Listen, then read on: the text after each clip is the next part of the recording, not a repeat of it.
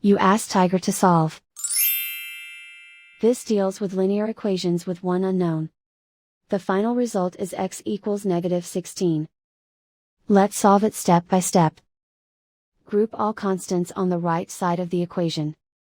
Subtract 5 from both sides. Group like terms. Simplify the arithmetic.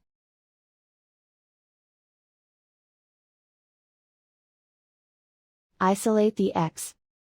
Multiply both sides by 4.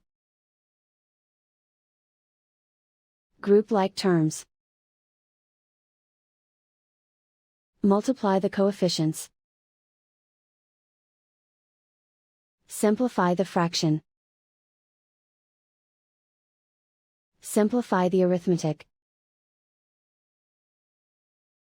And so the final result is x equals -16.